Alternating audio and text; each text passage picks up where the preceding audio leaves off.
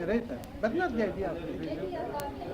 Just that because they are bad Muslims, you have to throw Islam overboard. Just because they are no Sufis, doesn't mean. But you said with the invasion in a certain period of history of the Mongols, all of the universities died out except for the ones that just taught the Hadith, the Sunnah, and the legal jurisprudence. And that the great expansion of knowledge, the development of algebra, the flowering of Greek thought, all of these things that happened in the first 3 centuries of Islam were eliminated from the university system, and free thought and all the other things that are necessary for growth in a society were replaced by repeating things that were old. And they became just encrusted, and they never developed any farther than that. He's arguing against his own argument. Yeah, I mean, it's very, he turns himself around on himself at one point, and he never admits it, and never realizes it. What would be different if you say this condition or conditional? Both are equal. They are the same. Yeah. I looked up condition, Yeah. dictionary, and it says conditional. Same. Yeah. But I thought this would attract more attention. Did you see the passage there I was referring to, that the authority of the, and then he gives a number of... You just can't break away from the sunnah, you know. It's very difficult for them. But what do you think of this page here that you just read? What he says here, look, for 200 years after the death of the Prophet, the compiler is rejected as untrustworthy 90%. Nobody believes it. So why did they save the 10%? And even those who put the 10%, doubted the 10%, but they didn't want to tamper with it. Because they're compilers. No, this is an old story.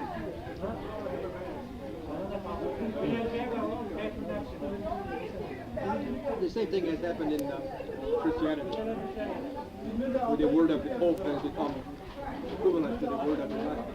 They've forgotten the gospel. It's now become church doctrine.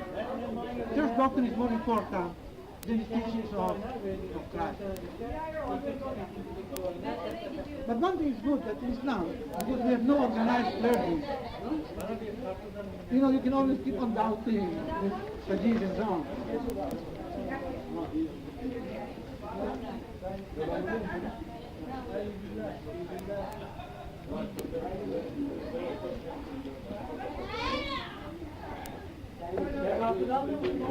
Did you want to read that? Or? Well, I don't really have time right now either, but I'd like to get it later, maybe after this, later in the semester, the end of the semester.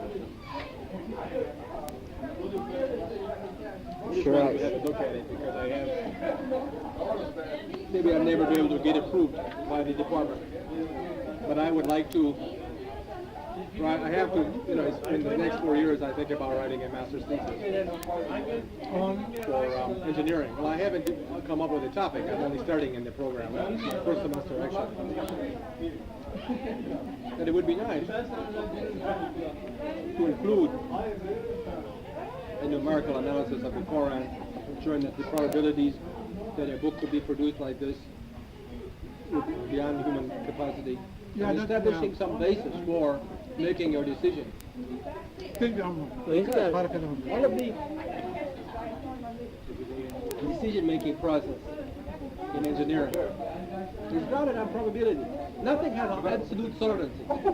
If you're going to make a decision, I mean, the first thing you study is statistics and probability. That's the first thing you study. But all predictions are based on probability. It's a matter of how much probability. Only, of course, facts are 100% probable. But that's because they were hard, right? But all predictions are based on probability. What I'm talking about is a decision-making process, or an attitude towards a decision-making process. Oh, I thought you were talking about predictions. Yeah, okay, well, this is not, but I'm beyond that, okay? Most of these people do not seem to have in their own, you know, any direction to their own. You know, I mean, you have to make, I mean, if you talk about engineering, you have to talk about what is your basis for doing some kind of a system. Is it going to be what normally is considered to be in the society? Is it cost effective? Does it make good money? That's the normal way. Regardless of what it does for human beings. Or could you develop a real Islamic system where the decision-making process on whether to go with this design or not would be in accordance with the principles of the Quran? Yeah. And maybe there are as yet undiscovered When you put this plan, numerical relationships in the Quran that This appeal is not going down here. just I was suggesting, when you do something good for society,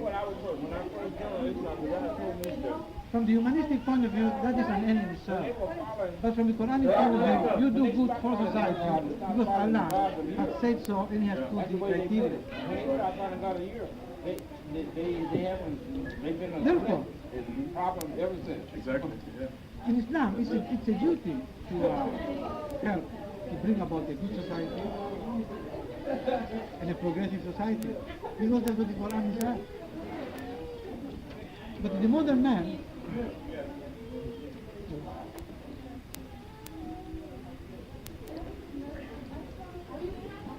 the mentality now is if you make profit, then that's by axiomatically it is good. It's what in philosophy we call utilitarian ethics, or pragmatic ethics.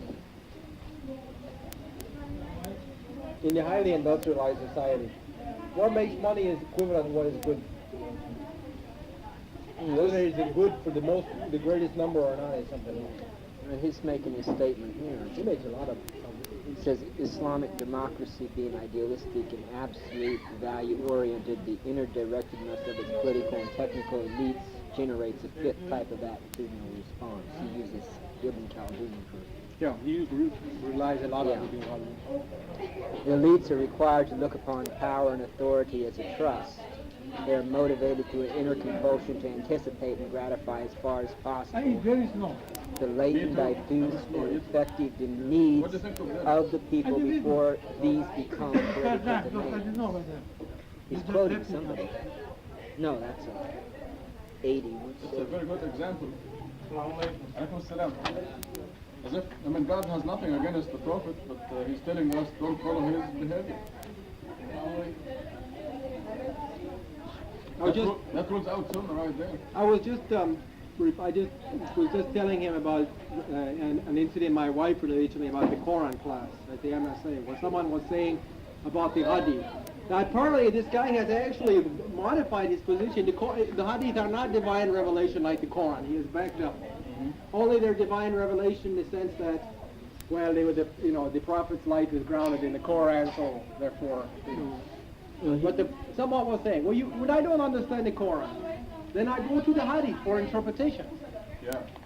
And my wife said, why do you go to the Hadith? Why don't you go to God? God is the only one who is going to guide you. That's it. Yeah. Good. Very good point.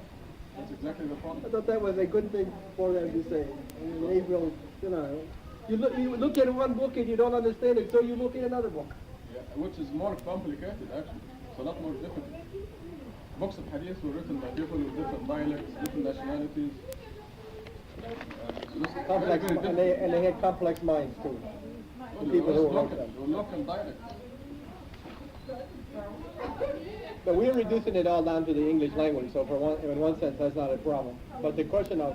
Yeah, but how do you bring it to English? You don't understand the original text. But How nice this it's very difficult. Very... How nice this batik. Yes. Batik. Batik. What about? Yeah, I knew that, but it was the word. He's quoting a lot of, these are all lists of quotes in the Quran. No, he doesn't quote a lot of them. This is where he's making a statement about. It's probably worth reading. No, I think very well I researched. think some of the points he makes are quite valid. I mean, because if you can recognize where he contradicts himself, then I you think know some of the where points supports he makes are quite valid, and I think what he's trying to do is really present an Islamic basis for systems engineering. I'm not saying the book is totally One more. Well, I think, observation if you have on- an Islamic basis, anybody that has an Islamic basis in their own life, whatever they do is going, they're free to do whatever makes good sense once they're grounded. I don't have such bad eyesight, but sometimes I can see. Yeah. I can see things. Yeah, very If good. the engineer's making, Minor. if he's got Islamic basis for himself, he's going to make decisions from that basis. He doesn't have to look to the system to judge the problem directly. You know what I'm saying? No, but the system's approach in general We're is gonna an celebrate approach which 4 tries to birthdays get more this and more weekend. integrative unity in the thinking process. Yeah. That's to say, you know, what I'm trying to say is This the is chair is enough, part yeah? of the room is part of the house is part of the community is part of the room. Don't feel like That kind of a mentality. No, but I was anyway. And if you really look at Islam, it's a very system-oriented approach to Yeah, life. but I mean, you could It have. tries to unify everything because God is unity. Okay, it's based on the principle But of unity. you know, a system can be made of objects that are simply there, but are they required? That's another level of it. You know, Islam. I mean, to me, basically, the whole scientific thing is, Doctors don't know anything. if you don't follow this rule, you know, which is set down in the laws of nature anyway. Really, it's amazing. Most doctors don't know. If you try to defy the law of gravity in order to make a plane They fly, have to stay away. you have to work with it, not deny it. Yeah, but it's not so evident in the realm of ethics and values. Because most engineering decision making, when you talk about utilitarian, is it useful, is it cost effective? Or in here, they're actually made on political choices. And, Yeah, well, I mean, this book is trying to put it in a more Islamic line. I'm talking about the reality of life in 1982 in America. If it makes money for a big company, then it's good, regardless of whatever else it may be. But if in the long run it goes against the good of society, then it's it's against the good of the big company But too. not in the everyone long gets it run. in a brochure Yeah, from a but pharmaceutical unfortunately, company. these people are very short-sighted. Recommend it. If they weren't so short-sighted, they would have a much more respect for the environment. There would be much more slow attitude on development of nuclear energy, which we don't fully understand, all right? And there would be much less of an attempt to instill. What I object to in the American culture, what I find vulgar, is the instilling through television and the media of the consumer mentality, in which a person from the day he watches television until the day he dies, he is encouraged to buy something, whether you need it or not, whether it has any value in life or not. Consume and produce, consume and produce, consume and produce. This mentality, it's a super hyper materialism, which we've never known in the world before this day, where the mass of people, the great mass of people are now able to consume at a level that was never possible in the past. I find it very vulgar myself. The only alternative seems to be escaping to the third world, to some place where it isn't. Okay, we'll see you this evening, inshallah. I unfortunately have to work, so we will miss you, but another 2 months, this schedule will be over. Remember, work is a form of worship. Assalamu alaikum.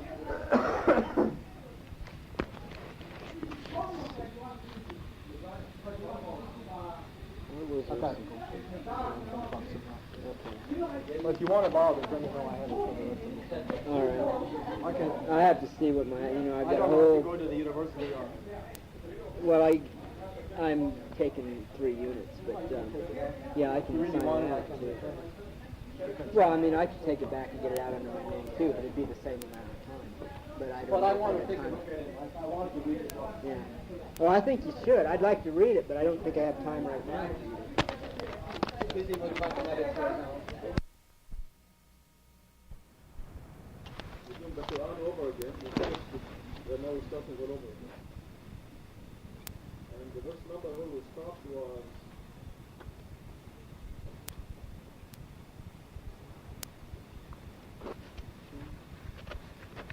Is it 20? 20? The light is big, yeah, that's right.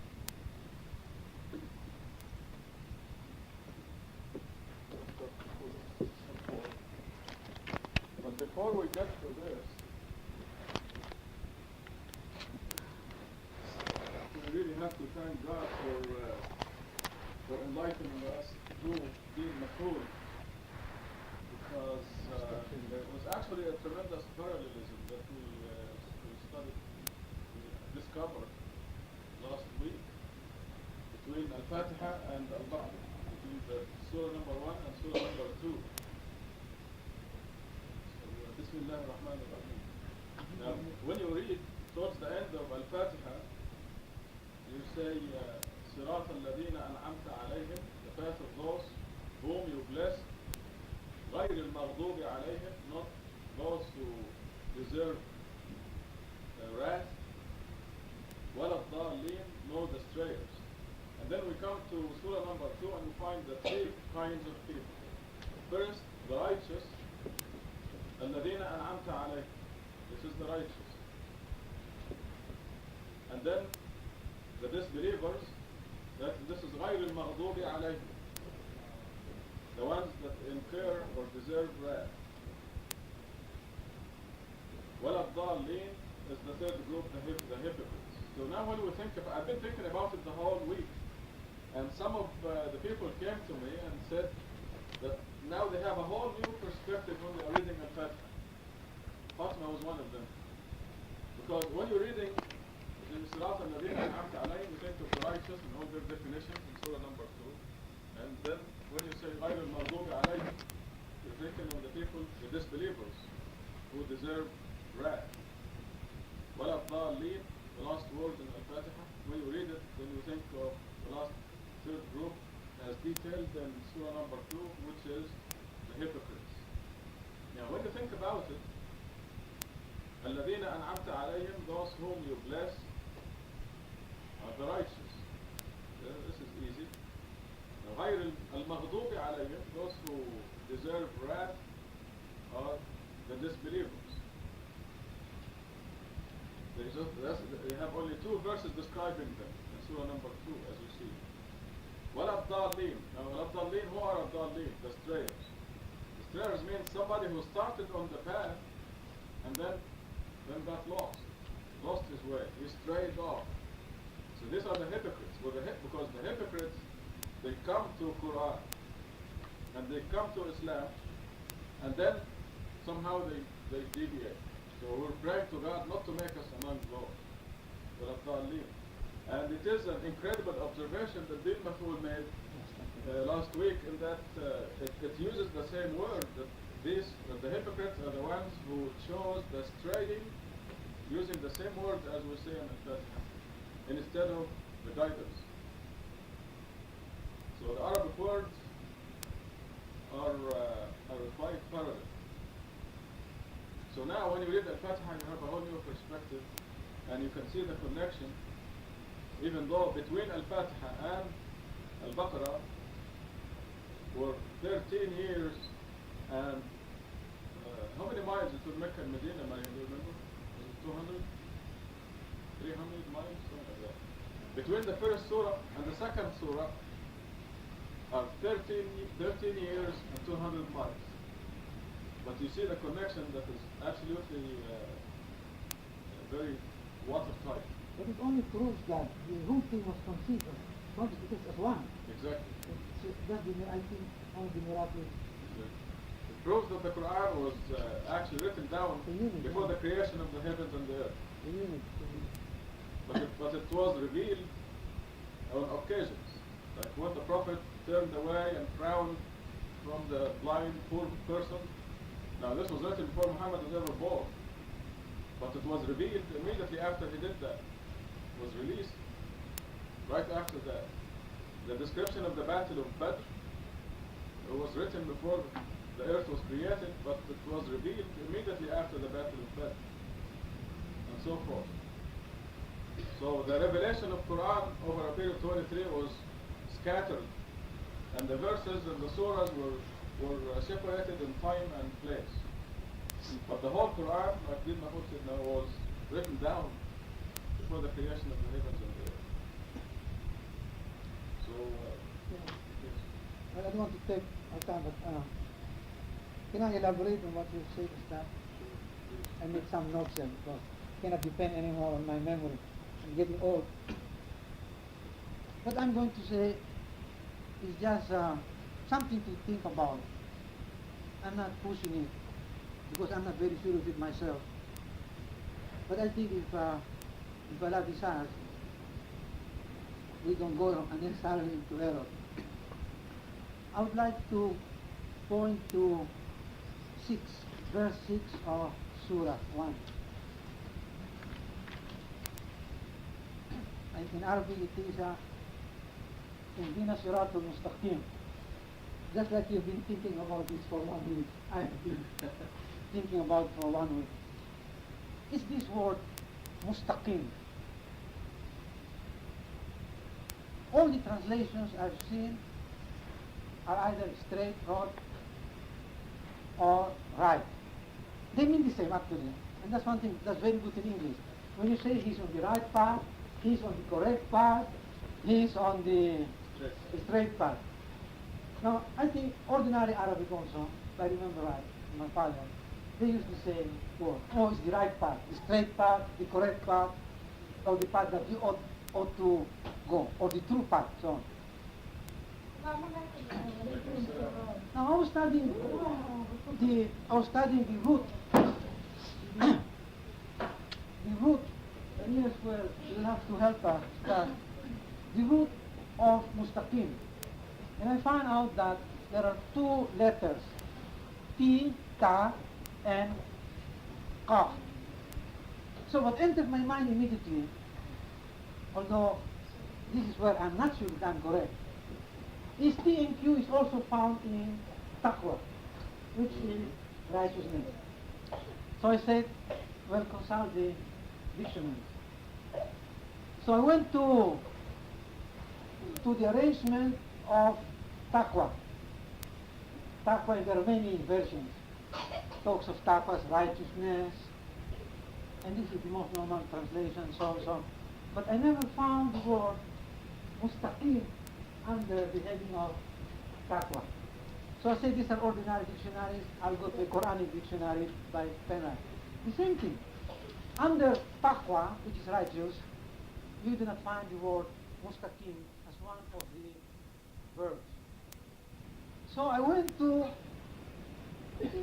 straight, or the verb qawama, or qama. And very interesting, where the word qiyamah, as you know, also the day of qiyamah is the day of resurrection, because that's the day when you will Stand up. you will stand up. Also when you say takbir, that's qiyamah. And also, and so on. Qiyamah really also means the straight path. And this dictionary says, but this is what he says, the man, the Quranic dictionary. He mustaqim is based on the root qawama, means to stand up. But he says, in the form it means righteous. So I was thinking that in the development of it seems that these roots in original Arabic meant the same. T and Q meant straight, righteousness and so on. But as Arabic became more and more literary, then it acquired new meanings. And so maybe a guide to us is always try to go to the root. Now if this dictionary is correct, if he puts mustaqim under straight and so on, number 6 can be read as follows. It's just supporting the division that we have.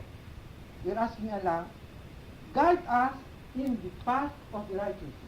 I'm supporting our, like a lawyer now. The path of righteousness. Yes, or on the, yes, guide us on the path of righteousness, the path of those whom you bless, not those of the hypocrites, nor, not that of the disbelievers, nor of the hypocrites, which, as we say now, is a deep, let me go deeper into the understanding song. However, there is something that has bothered me, but I think in my own modest way, I would like to share it with you. Looking at the versions of, it's very good, this one of this Manar, this Tafsir of Manar of the Egyptians, even Zamakhshari, they all seem to be a little bit hesitant in making a difference between those who deserve wrath and despair. A lot of the discussions has gone on the difference between these, but none of them has hit what we have been able to get. None of them, as far as I know. Maybe none of them. This is very new. Zamakhshari, Baidawi, Ibn al-Athir, and Manar, which is only the last century. None of them said that the answer is on the next page. But they give us a lot of distinction between those who deserve wrath and those who are astray. I think the confusion or the inability is that we must not look at the hypocrites and the kuffar, a disbeliever, as completely separate. If we think that there are two different groups, we will not be able to understand the Quran. Now, be patient with me, please. Let us go to chapter 2, verse 8.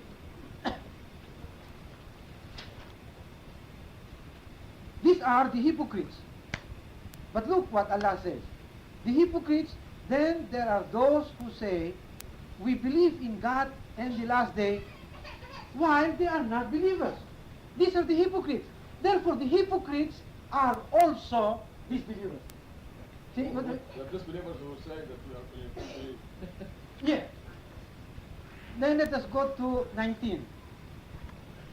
Verse 19, after talking of the disbelievers and the hypocrites, Allah says, after summarizing their characteristics, He encompasses the disbelievers.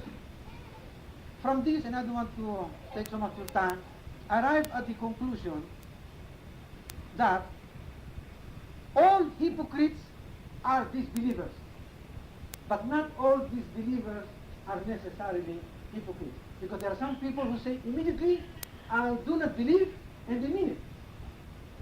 Yes.